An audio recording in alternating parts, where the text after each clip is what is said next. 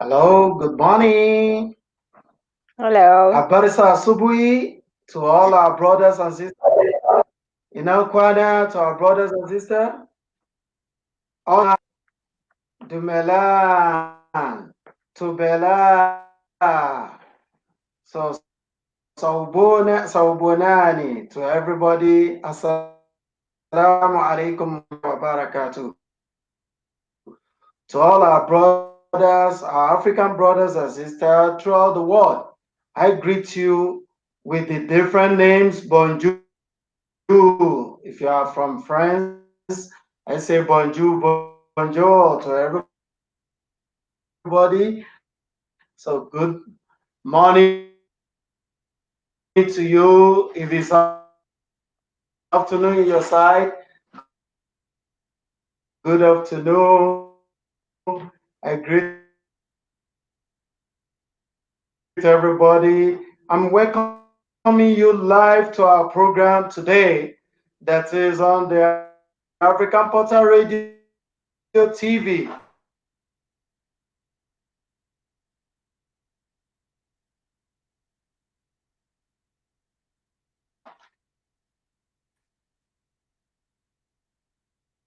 Pretoria, South Africa. I welcome you all.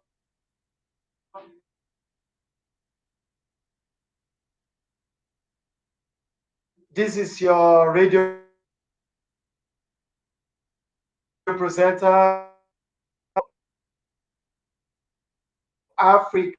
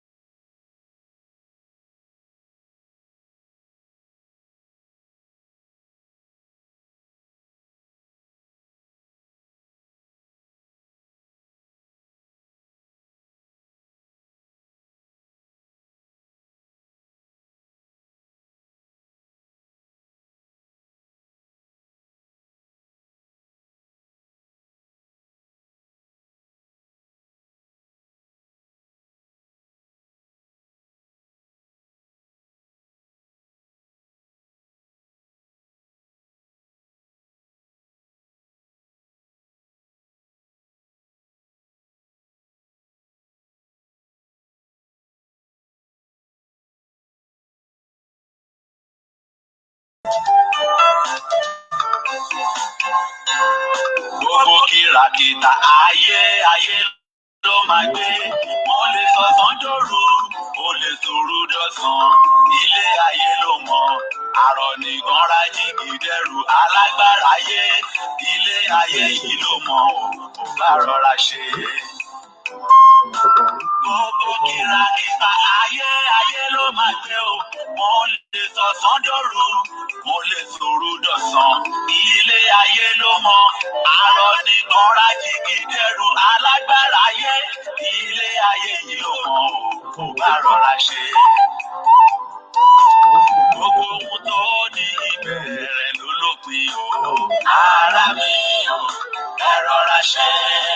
Gbogbo ohun tó ní ìbẹ̀rẹ̀ ló lópin o. Ara mi o, ẹ rọra ṣe. Ìgbà máa ní gbogbo nǹkan tẹ́tí gbọ́. Ara mi o, ẹ ṣe pẹ̀lẹ́ o. Torí pé bọ́ọ̀nì ti rí ọ̀la lè máa rí bẹ́ẹ̀. Ara mi o, ẹ rọra ṣe. So welcome back. So we welcome you back. So we are still waiting for our guest to come online back so that we can start the program fully. So, but before she comes, so we need to discuss what are we going to talk about today. That is the impact of African women in Africa. The impact, that is impact of African women in Africa. That is the topic for today. So we'll be having our guest all the way from United States of America. So she's residing there, but she's an African woman. She's from Kenya. So we'll be having discussion with her. So this, my sister we are talking about, she's a Pan-Africanist. She's a singer. She's a talented woman. She's an activist and many more. So we'll still discuss about her as time goes on. So the person we want to invite to our program for today, so her name remains Rister. So that's her name, Rister Bosibori Ratemo. That's the name of our guest for today, aka Rister Blessed Mom. So that's the name, Rister Bosibori Ratemo. Rister, aka Rister Blessed Mom. So she's a Kenyan woman staying in the United States of America. So let's just know briefly about who is Miss Rister Ratemo.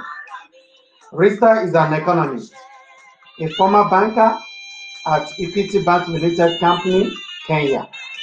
She's also worked with Britain Insurance as a financial advisor and One Acre Fund as a monitoring and evaluation manager.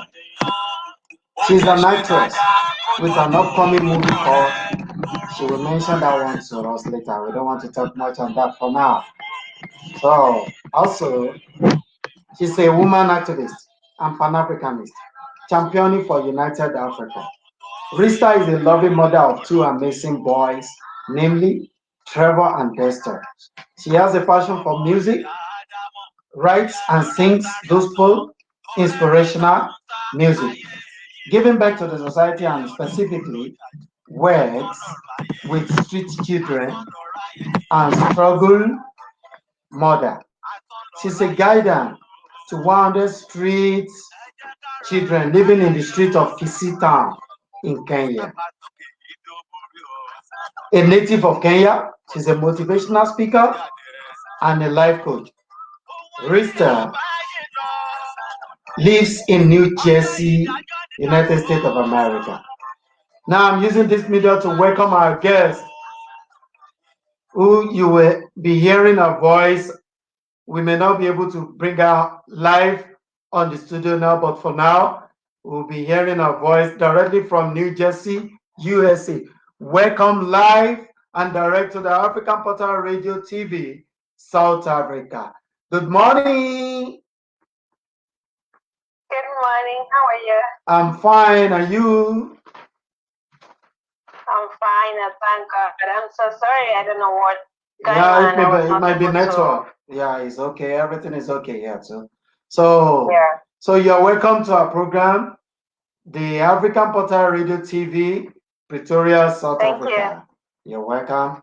Now, today we are going to be having you to discuss about very important issue.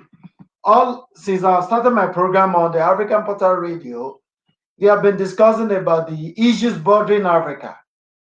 I've been bringing a lot of people to my Yes. program, academics, activists, and lots more of the people I've been bringing to my program. So I just thought it that no, we can't only be bringing men to our program. Let's look for a woman, a strong woman, a real African woman who is up to the task that can help us to discuss issues bothering us in Africa. Not only African Yes. men, but the issue bothering women in Africa. That is why I could be Yes. able to get in touch with you. Then I want you to do justice to the topic we want to discuss today. So the topic is Yes. impact of women, African women in Africa. Impact Okay. of African women in Africa. So I'm Correct. welcoming you once more.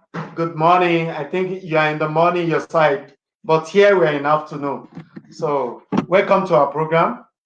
Can you please Thank introduce you. can you please introduce yourself to us? I've told much about you. Now we have to Yes. hear from the horse's mouth. Okay. Thank you very much, Mr. Africa. My name is Rister Ratemo. I am also known as Rister Blessed Mom. I am a mother of 2 biological boys. I have adopted 1 daughter, and I have 100 street children that call me mommy.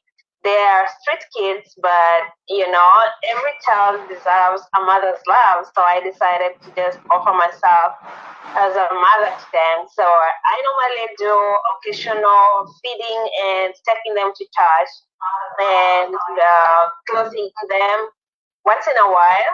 But it's been like 6 years since I started doing that. Yeah, so yeah, that's the I'm a gospel artist. I write music, I sing. I'm a diehard lover of Africa. Okay. Yes. All right. Yeah. Thank you very much. I appreciate it. Can you just brief us about your educational background and what you do? All right. So I started my primary level at in Kenya at a school called Erongabody Mixed and Seventh Day Mixed Adventist School, and then I proceeded to the Kenya High School, former European girls, and then I advanced to the University of Nairobi. I pursued a degree in economics and communication. All right. Yes. Okay. So, as you said, you are an African woman. So why did you leave Kenya to US?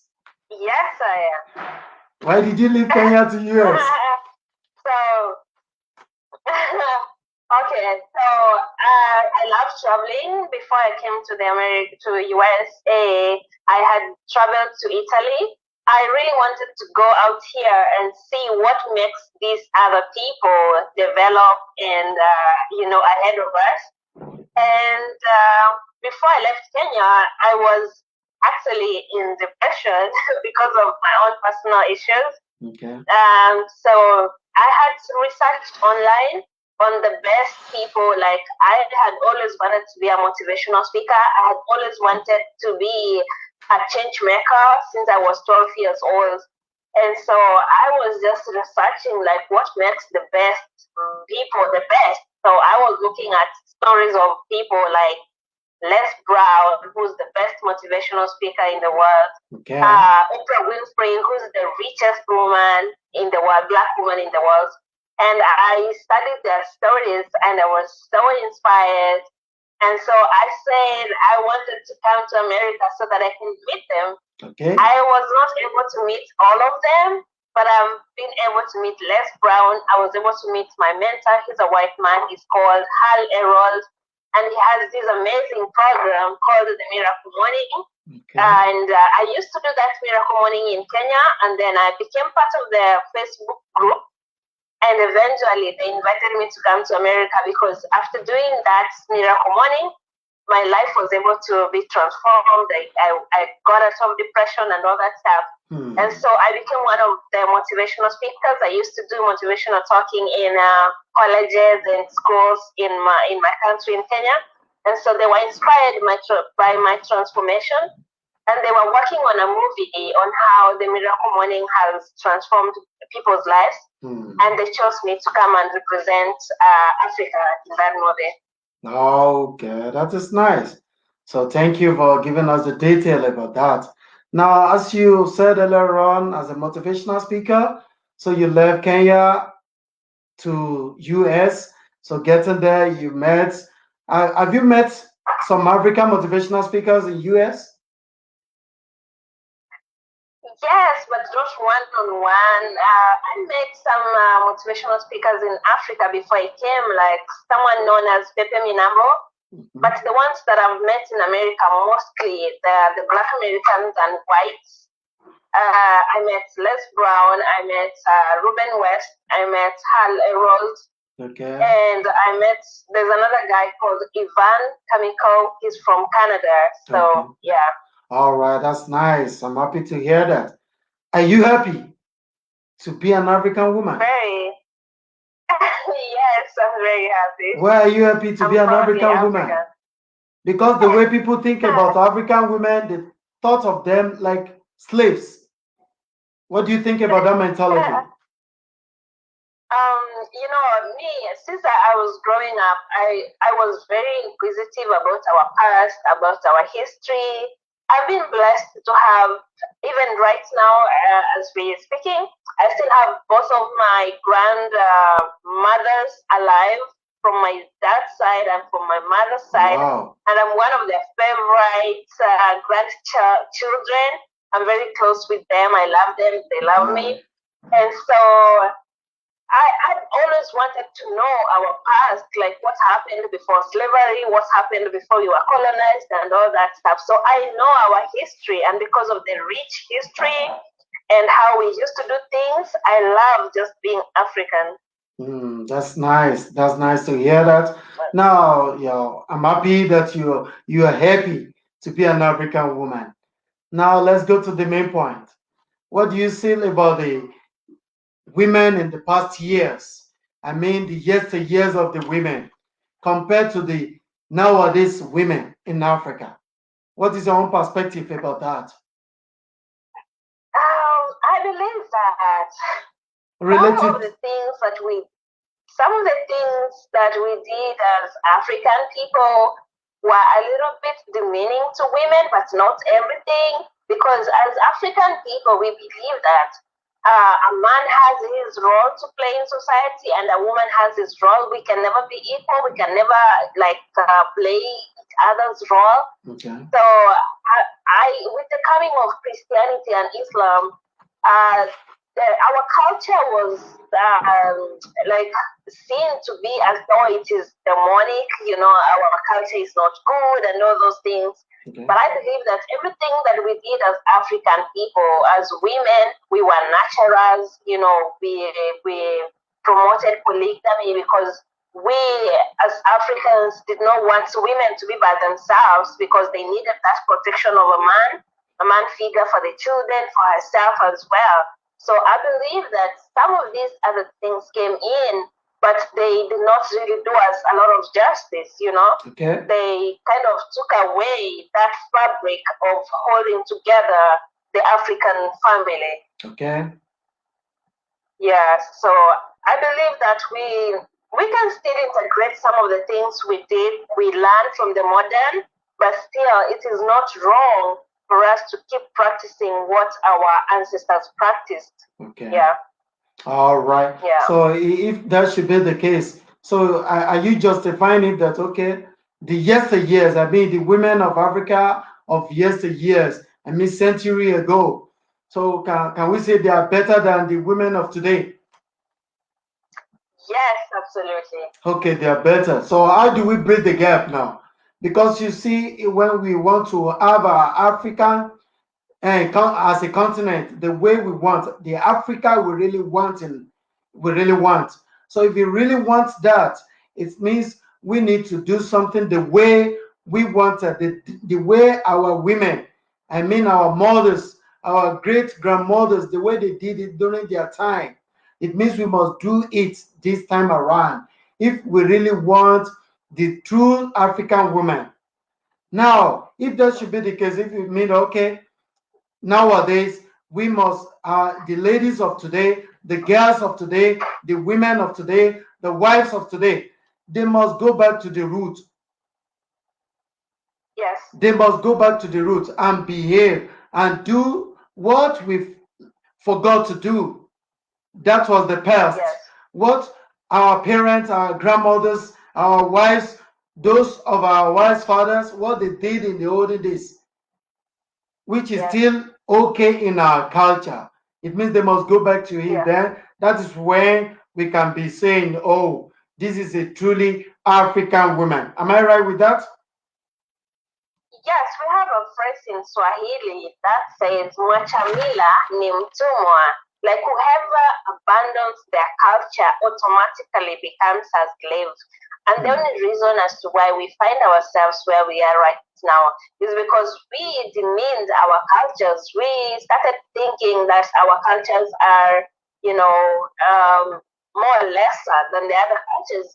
We okay, one of the things that really existed before we were colonized is that Africa was one thing, and the regions that exist were created by the colonizers as they were dividing the raw materials that are found in Africa. Okay. So we were one, and we never saw any other culture as being superior to the other one. We all different. We practice different things, but we valued and we appreciated each other's difference. And with our difference, we saw it as a similarity. Okay. But with the coming of the westernization, then we started to uphold the white man culture as though it is superior than our own culture. But this has led us to be on the lower side. But if we go back to our roots, appreciate what we did, then we can be able to free ourselves from the slave mentality. Okay. All right. Thank you. Yeah. Now the next one is that do you think that African girls are treated well in Africa? Do you think? At the moment, I don't think they are because, we all started getting into this uncalled for war of women empowerment and all that stuff. But if we approach it from how our ancestors did, like a woman has her place, a man has her place, then we can all work together. But because we, as we were getting colonized, the thing that was very, very successful and is even very successful until now is divide and rule. So when you divide this man and this woman and you tell them, oh, this one is fighting you and this other one is fighting you, then we have these wars between ourselves that are not even supposed to exist. So if we appreciate that as a man, these are your roles, as a woman, these are your roles, and then together we work together to raise our families, our children together, then that can work. But the division is now what causes us to lose the path that we are supposed to walk in. So I believe that we can work together in unity. We don't have to lower the woman or we don't have to upgrade the man, but we all have our roles that we play to uplift the African family together. Okay, that's nice. Now I can see the way you dress. It made me to remember something in Africa. That is our culture. Yeah. And our culture in Africa is very important to our life. Without culture, there's no life in Africa. To me personally. Yeah. So we all believe that. Now let's go to this issue of African culture and Western culture. Yeah. So What do you think about that? Any difference? Yes, there's a very big difference because how our ancestors or our foremothers and forefathers dressed signified maybe if it's a married woman, you would just see look at her from a distance and know, oh, this woman is married. How then you will give her the respect of a married woman. If you would look at her, you say, oh, this is a virgin girl or whatever, and you know in our cultures, virginity was something that was really highly valued, which has been taken away by the modernization of our people. So, yes, I try to dress the African way even when I'm in America. I tried to maintain my speaking. I didn't want to start twisting, the twanging. Okay. I wanted to just remain myself. And when I came to America, I was trying to learn as much as I could to be able to see what is it that make these people different than us. So I was trying as much as possible not to be assimilated into the culture and forget myself, but learn from it and guard my own roots so that I don't forget myself in the process. Yeah, so our culture is very, very, it's very rich, and we had a reason as to why we dressed the way we dressed. We had a reason as to why we spoke the way we spoke. We had a reason as to why we did something like FGM.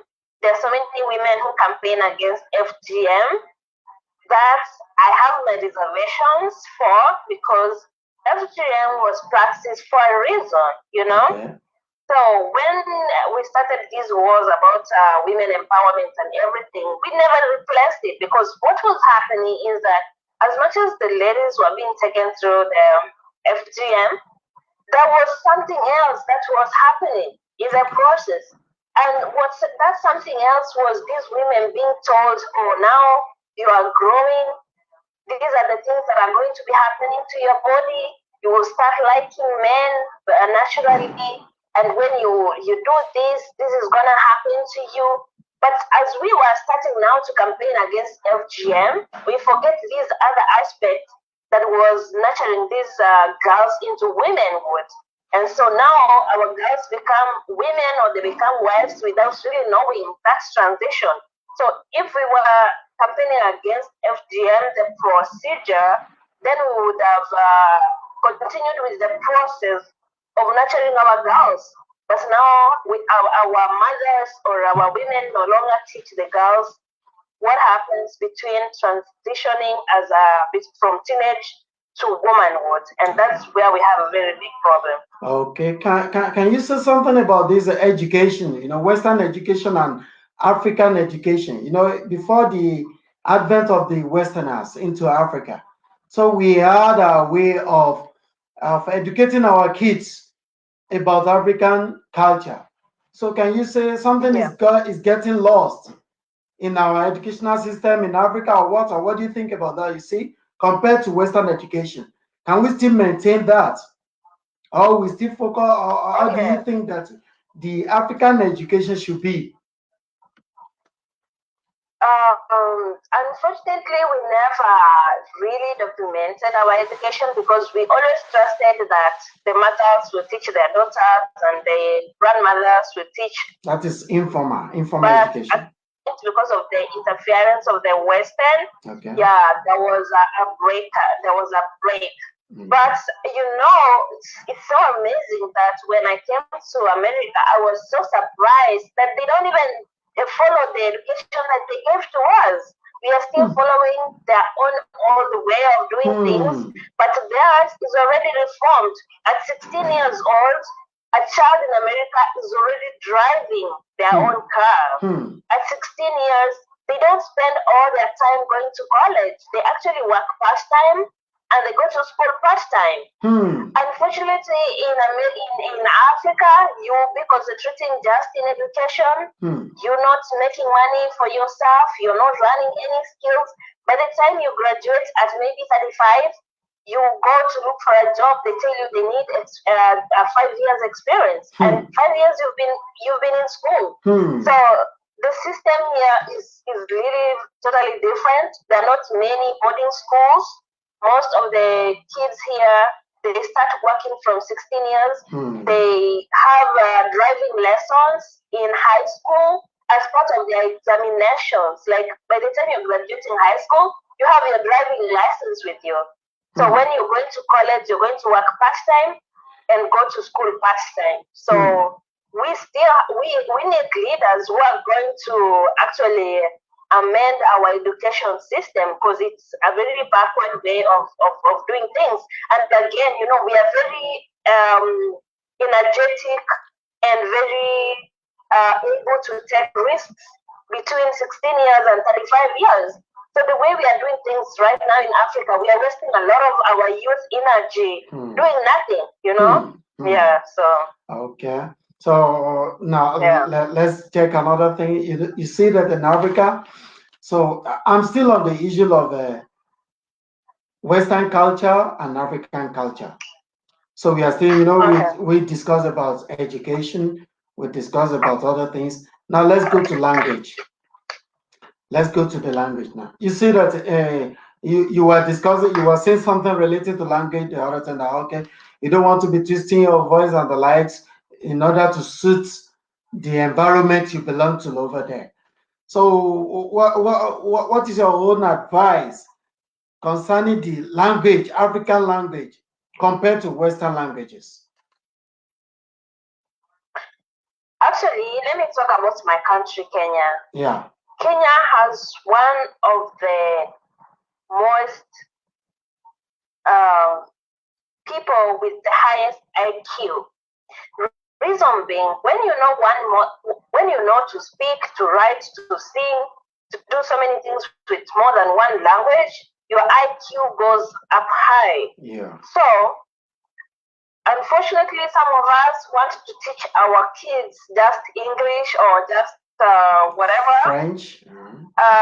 Thinking, okay, maybe just French, thinking that if our kids speak only English or only French, then they look more modernized. But we are losing, because the IQ of that child who doesn't know their mother tongue is lower than the child who understands both English. Like in Kenya, most children, they will understand English, Swahili, and maybe like my own is Kisii. So 3 languages. Yeah. They can speak, they can write, they can sing, they can do in 3 languages. So it doesn't do any harm for you to teach your own child to speak your own language at home, because obviously when they go to school, they will learn the other language at school. Also, maybe at home you can decide that on weekends we will speak mother tongue, on these other weekdays we will speak other language. It has to take a responsibility of parents to be able to teach their own kids, So it is also the other people that I have noted that they don't like to depart from their cultures, the Nigerian people. They also like to teach their children their mother tongue, their culture, the way things are done, their own way, their dressing. Yeah. And when you come to America and look at the most successful people that have come out of the other countries, you will find that Nigeria is one of the people on top of the list, because they refuse to denounce their culture. Okay. So there is something about being prosperous and also holding on to your culture. There's also something, a quote that says, if you speak to a person with a foreign language, they will hear you from their ears. But if you speak to a person with their own mother tongue, they will hear you from their soul. That's the fact. So that's a totally different thing. Yeah. So it's good for us to teach our children. And again, our grandmothers are now getting old. And sometimes they want to speak a blessing to our children. But now your grandmother or your mother is speaking in your mother tongue. Yeah. they cannot even communicate to that child. They don't have any relationship because they cannot exchange anything. So she will just die with the blessings because she cannot be able to utter them to your child. But if that child knew even to speak greetings to the grandmother or to your mother in her own mother tongue, then she will speak to the soul of that mother or grandmother. Then that mother will be excited and she will utter out the blessing to your child. So most of our children are missing out on the blessings because we have refused to teach them the language of the soul. Yeah. Thank you. Now, okay, I understand you. It means when you're talking about our language, we must value our language. According to your research, any knowledge being taught with mother tongue, I mean the first language being understood by a child. So any child that is being taught with his mother tongue, we understand different languages compared to somebody who is being taught with the second language. I mean the foreign language. So that is according to your research. So this shows to us that we must try to maintain our mother tongue. We may learn other languages. If we could be able to understand our indigenous languages very well, we'll be able to understand any foreign languages. That is our understanding about the research related to language. Now let's go to our food. You know, I'm taking it one by one to understand the perspective between the Western culture and African culture.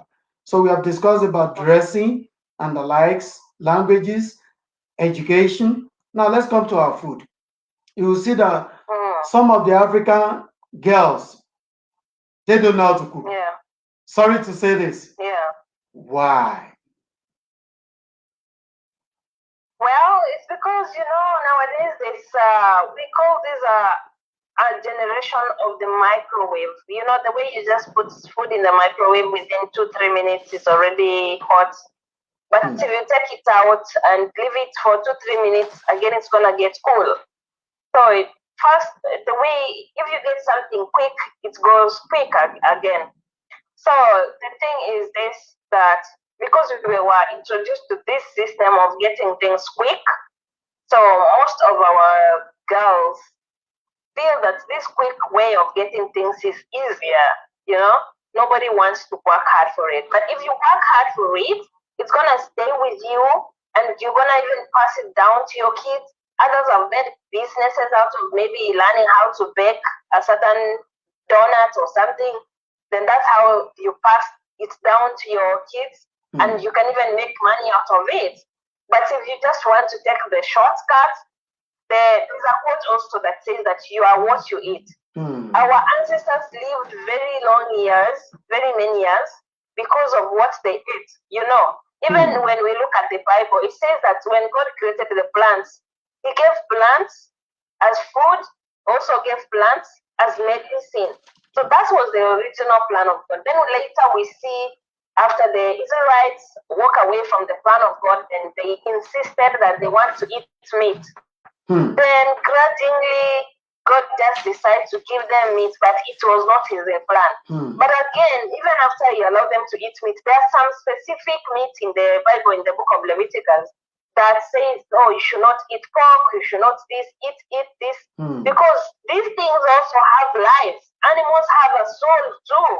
So when you're eating that meat from the animal, you kind of take some characteristic from that animal. You kind of partake in the way that animal was crying and the blood spilling when it was being slaughtered. It's kind of painful, to the creator.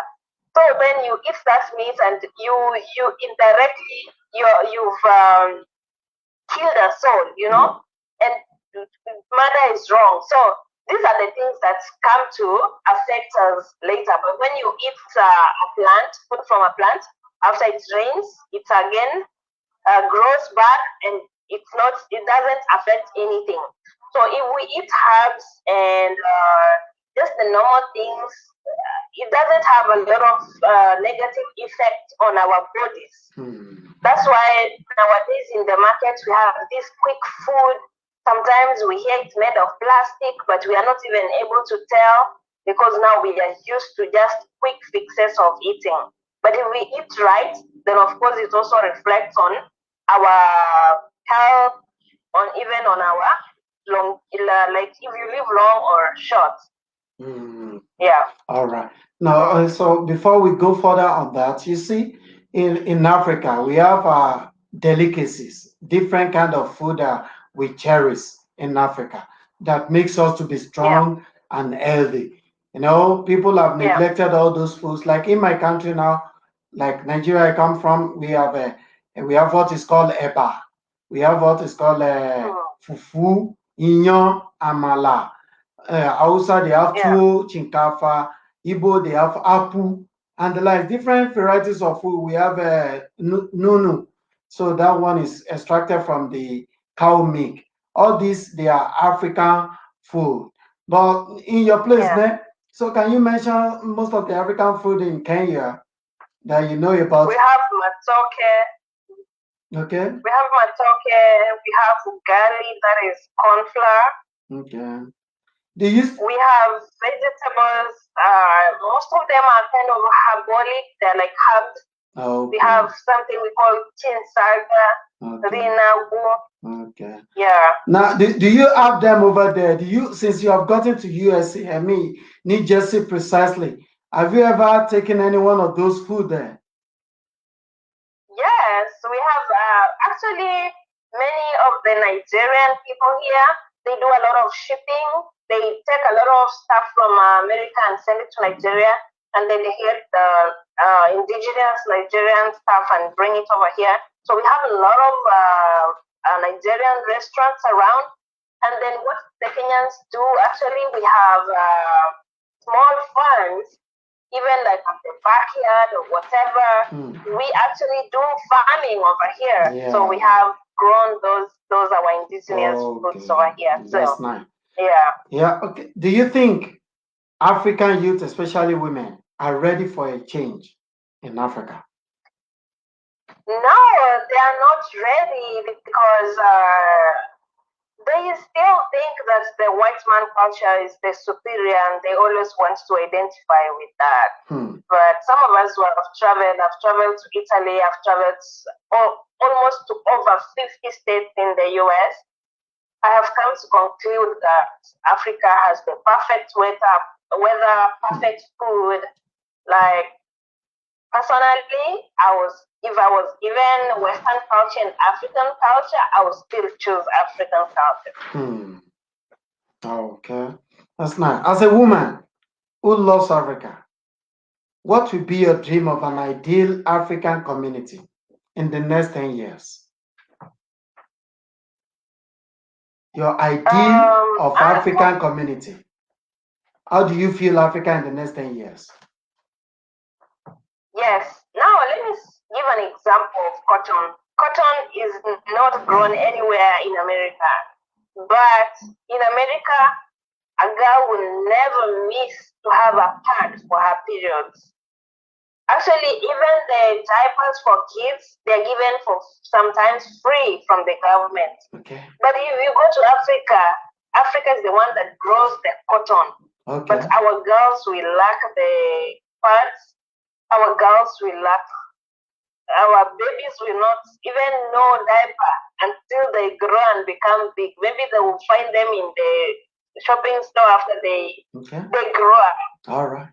So the problem is that for a very long time, Africa has remained to produce raw material for other people to enjoy. Okay. In my hope and in my wish, in the next 10 years, if Africans can be able to come together and the governments to empower people to be owners, we have grown to be trained how to be good employees, how to bow down, how to respect your master and everything.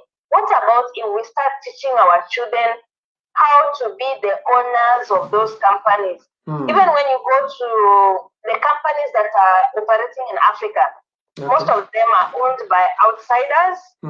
and we are employees in those companies. Hmm. And when they come there, they are called investors. They are given tax relief. They are given so many incentives from the government. What if the government can also start to consider us and give us those contracts also to supply things, also empower us to own such companies and to be able to process and to produce what we need to consume, because we understand we are the ones who consume whatever we are buying. So we are the ones who understand what we need. What if they give us also the capacity building to be able to own some of these things so that we can be able to produce the best, because we also we are the ones who consume them. We need them. So you find that we produce cheap labor to these people, then they make all these products and they send them outside. When they get outside, they add value, then they brought back to Africa with very high prices. Exactly. So we also need to start learning how to be owners. That's why there's a difference between someone who's called a landlord and a tenant. Because most of the things in the world are owned by white people, whether in Africa or in America or wherever. So that's why they are called lords. For someone to be lord, if you separate land and lord, for someone to be lord is like you have to bow down to them, you have to do this and that. So we'll forever continue bowing down to those who own the resources. And yet, as we are just the people who are working for them. So we also have to be supported by our governments. If our governments cannot support us, maybe we look for how we can unite together as youths or as women groups to be able to do these things on ourselves. Because sometimes at the end of the day, it doesn't matter what the government is doing. If we decide that we want to unite at the village level and start feeding our own self, the government will not stop you. But we are just there thinking that we can't help ourselves. But if you do the right thing, follow the law and do the right thing, nobody will stop you from doing it. But we are all scared and we are thinking, oh, we need this stranger to come and help us. And yet we have everything that we need at our disposal. We can actually put ourselves together. I remember when I was growing up, we used to have these groups of women who would go to one farm, till and help this one woman, then the next week they will go to that other woman, and work becomes easier that way. But nowadays we have grown into this Western culture of everybody for themselves. But in our African culture, we were used to being social, being together. We believe that when work is done, many hands make work easier, and that's how we always approached our problems. That's nice. Thank you very much for that. Now you say you are trying to help us to go through a lot of things that we have been discussing. That in the next 10 years, we Africans, we must be able to be our business owners. We must be able to maintain our culture. We must be able to do our things by ourselves. We don't need, the creator was created in Africa, then the solution must come from where? Africa. We don't need to look for somebody elsewhere to solve the problem that they know nothing about. So every problem that happened in Africa was being created by us. Then we must find the solution by ourselves to solve the problem. So in the next 10 years, I think Africa will still be great again. So let's talk about the Africa women in diaspora. Like you are one of them in there. You are one of the African women in diaspora. Any African women who live outside our own birth country is African women in diaspora. Now, my question is, do you think African women in diaspora are ready to invest in Africa? Do you think they are ready to come back to Africa and invest? That's my question. No, they're not. Why? Why are you saying no? Why are they not ready? This is their homeland, for God's sake. What is happening? The challenge is that there's a very big disconnect between the people who are back home and the people in diaspora. The people back home believe that money in diaspora is collected from the streets. You don't work hard for it. So the people here, they send money back home to their relatives, and their relatives mismanage the money, knowing that next week or next month I'm going to ask for the same money and I will be given. Because there's a lot of love that the diaspora people have for their people back home, because they understand the pain of ever sleeping hungry one day, the pain of missing food, pain of missing school fees. So they try to do their very best. Actually, people in diaspora, they sleep a maximum of maybe 5 hours, but they work almost around the clock. So the problem is that the people in back home, they do not manage the money well. So these people in diaspora, they are scared of giving so much money to people who are not appreciative of the fact that people work so hard to receive this money. And again, some women in diaspora would not want to be associated with African culture. You know, once they get out at the airport, they'll be like, oh, to hell with Africa. So they will be looking for the white man to date or the Indian man to date. They're like, oh, now I'm an international person. So I don't want anything to do with my black people. So we just be like, hi, and that's it. So still, we have a lot of westernization within ourselves. And are you saying Western mentality? Are you talking about Western mentality that, okay, yeah, I don't need to date people from Africa, so let me date Indian guy, white guy, or whatever? Maybe should I say, okay, should I say government also contribute to this problem? Because I don't know why somebody who was born in Africa doesn't want to come home back and invest. Can we say government doesn't give them platform to do what, to engage or to establish business or whatever, or to have a kind of project in Africa? The government is a bit to blame, but seriously, on my case, I've come to learn that the government, sometimes these people are just there to fulfill their own ego. And if we start talking about the government, they will never change, because I don't know, unless we have very patriotic leaders. But if we are talking about the kind of leaders that I know right now, they don't really care. Actually, most of them, they want to pass the burden of taking care of the citizens to the NGOs, to non-governmental organizations, and to relatives who are in diaspora. But if we, the people, back at home, we hold these governments responsible, if we refuse handouts, because they go after 5 years or 4 years, they come back, they give you some few monies, and then you're like, oh, let's vote for him again. So this has blinded us from knowing that these people are supposed to be held responsible.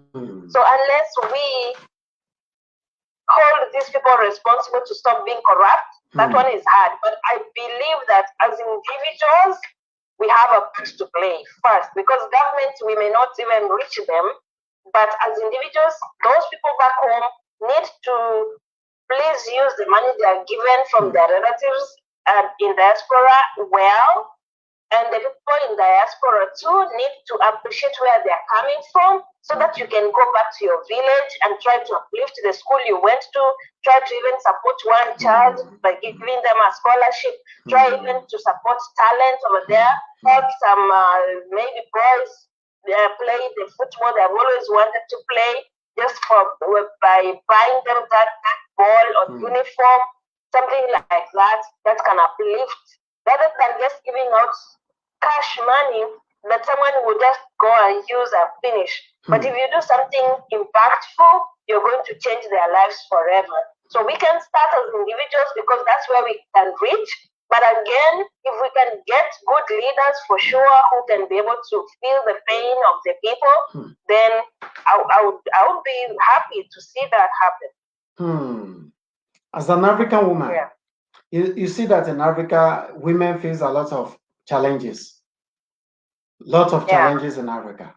So what do you think would be the way, your own advice, to get out of those challenges in Africa to women? By are trying, the problem is that most women do not support each other. I would urge my fellow women to support fellow women, such that a few of the bold ones who want to stand for political seats, because even most of the voters are women, that we elect more women, because that woman, when she gets there, she understands what you go through as a mother trying to give birth. She'll understand what you go through as a mother who is breastfeeding and she doesn't have food to eat, and the child needs to feed on your milk. So I can urge my African women to elect more women to political positions so that we can have a lot of representation in government. And also in just within our own villages, we can try to get into women groups, youth groups, raise capital easily, work together. And yeah, together we can be able to do something. I believe that unity of African women and young girls, wherever they are, even the youth, we can be able to move forward. That's nice. Okay, thank you very much. I really appreciate that. Now, as an African woman, if you look at the situation of things in Africa, so what will you say? Okay, what is your own ideal Africa? That, okay, this is what I want for Africa. This is what I want Africa to be. This is my own stand on Africa. What is your view? If we could work on our education system, it's seriously one thing. We need to make amendments on the education system, and also on the artificial intelligence. We need to have youth empowered to be able to learn more about IT, information technology, about use of computers and everything, so that we can be able to digest information and be able to practically do things for ourselves, and then also to unite. For me, just even unity within our family setup, even just within husband and wife, we have reached a point in life that even within husband and wife, there's no unity. So we have to start just within ourselves first, appreciating who we are, appreciating our families, supporting Black businesses, supporting our family businesses as we move up the ladder. Okay, thank you very much. Yeah. Now, before we end our program, because as I'm looking at my time here, it's less than 3 minutes to be used. Now, just want to ask you about do you have any incoming project, your music career, or whatever? Yes, I have a movie that I acted in. I came to America, it's been 4 years now. Okay. And that movie is coming out this December. We are going to be launching it online. I'm also an inspirational music writer. I write music, I sing. I have a YouTube channel. And there's a group that we have of youth that comprises of youth from Africa, Pacific, and Caribbean. Okay. Reason being, after slavery, that's where our children of Africa were taken to. Okay. So since we were one people and we got separated by these things that happened in our history, we are trying to come together to be able to support the Black talent, to be able to support Black businesses, to be able to discuss issues that affect us as youth from all these countries. Okay. So what was the name of that your YouTube channel? We were talking about your YouTube channel? If you go to YouTube, I normally do some teachings. I'm a motivational speaker, so sometimes I do my teachings and then I post them on my YouTube channel. And I also have my music that I've sang there. Okay, what's the name of that YouTube channel? The name of your YouTube channel? Yeah, my name is Rister Ratemo, spelled as Rister. And then Ratemo, Rister Ratemo. Okay, so if one searches Rister Ratemo on YouTube channel is gonna bring you live there. We can check on it on YouTube. Yes, please. Okay, that's nice. Thank you very much. We really appreciate that one. So I hope we are going to meet to discuss more of African issues burdening us in Africa, how we can make Africa great once more, how we can be together. We forget about the borders. We be together as one, as we are one continent. Either you come from Kenya, either you are from South Africa, Nigeria, Botswana, Zimbabwe, Mozambique. We are to be one. We belong to the same continent, and this is our home. We need to build it. Either we travel to every part of the world, we must come back home and build our continent. This is where we grew from. Then we must make sure it is well with us. Thank you very much. Do you have anything to say before we round it up? No, I'll just urge people that we can start from ourselves, go to our family, go to the society, and then all the way up. Start from where you are, then walk forward. And unity is the only thing that we have. Okay, thank you very much. I really appreciate your efforts for coming to our live program on the African Portal Radio TV. I say thank you very much. We really appreciate. I hope by next time, if we call you, will you be able to have chance to talk to us on our program? I hope so. I don't know what went wrong today. I'm gonna check and say yes. I hope so. Yes. Okay, thank you very much. We really appreciate that. This should be the end of our program for today. Till next week, you're going to meet us again. I remain yours, Kumo Africa. Let's enjoy.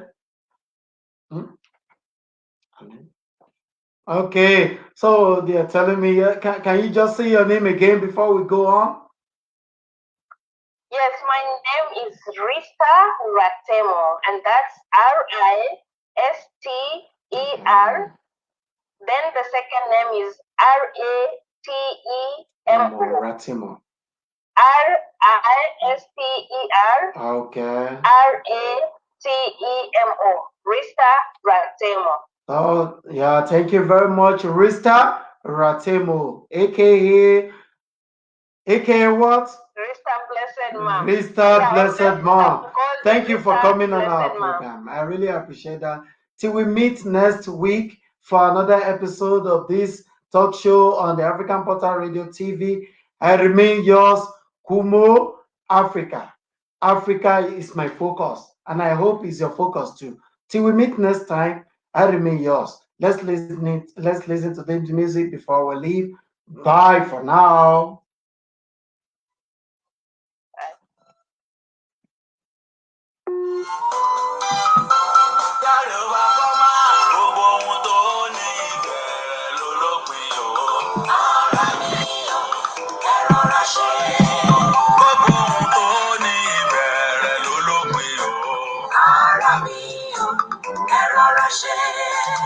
Ìgbà máa ní gbogbo wọn láyé ara mi o, ẹ ṣe pẹ̀lẹ́ o, ó ní ti rí ọ̀la lè máa rí bẹ́ẹ̀.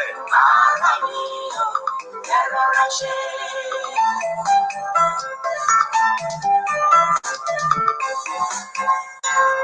Gbogbo kìràkìtà ayé ló máa gbé. Mo lè sọ̀sán dòru, mo lè tòru dọ̀sán. Ilé ayé ló mọ̀, àrọ̀ nìkan ra jígì dẹrù alágbára ayé. Ilé ayé yìí ló mọ̀ ò bá rọra ṣe. Gbogbo kìràkìtà ayé ló máa gbé o. Mo lè sọ̀sán dòru, mo lè tòru dọ̀sán. Ilé ayé ló mọ̀, àrọ̀ nìkan ra jígì dẹrù alágbára ayé. Ilé ayé yìí ló mọ̀ ò bá rọra ṣe.